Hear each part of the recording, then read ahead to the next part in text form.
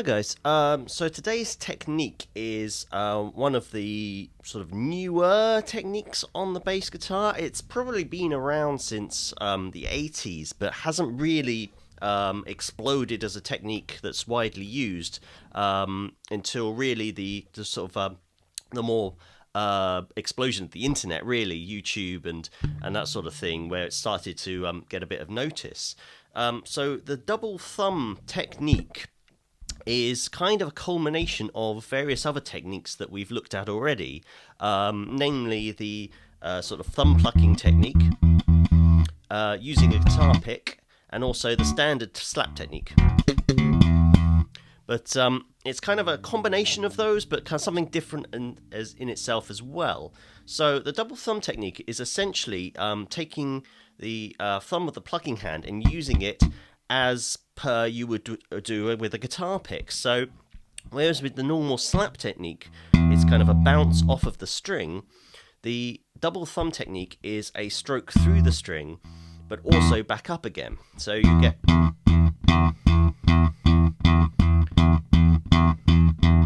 that kind of strumming technique.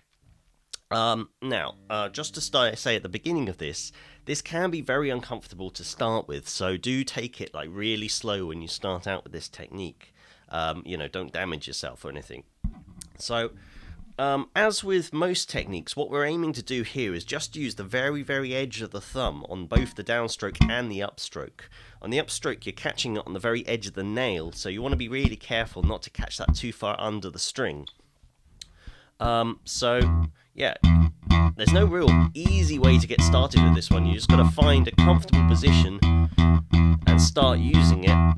Just sit on one note or play a scale.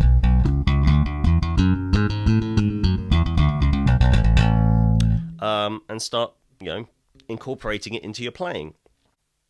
The major advantage of this technique is that it allows you to have both a sort of strumming technique and fingerstyle technique to hand in any given song.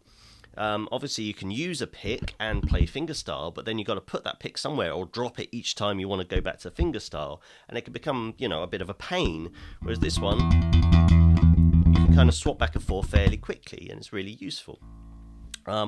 So it can become, just a useful tool to use in everyday playing. Now, if you check on the internet, there's quite a few guys that are taking this forward into like extreme territory.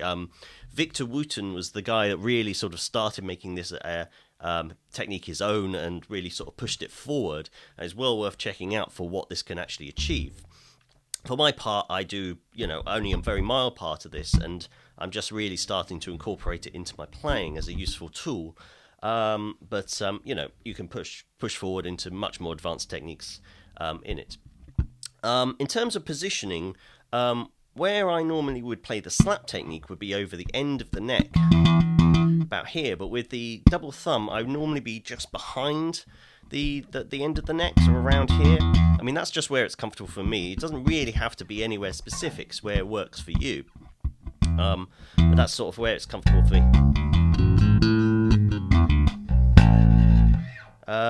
So that's it for the thumb, really. It's just something you've got to start working on. While we're in the double thumb, though, it's worth saying that, like the standard technique, you can also incorporate a pop or even two pops into this technique, which can then sort of push forward into allowing it to be more advanced technique. And really, it's a kind of a variation on the slap thing, so that your pop will be in a slightly different position. But it's worth working on both putting it into an octave, and again with the slap technique, we want that to be one fluid motion rather than where you put in a bit of a delay. You want down, up, pop.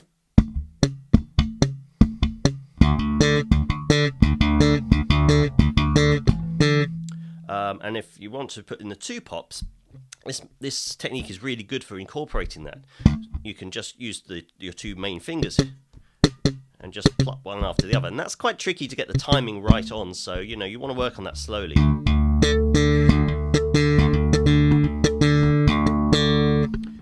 Also worth working on is playing that all on the same note as well, which also is tricky because it's a different technique in getting your fingers into position underneath that string.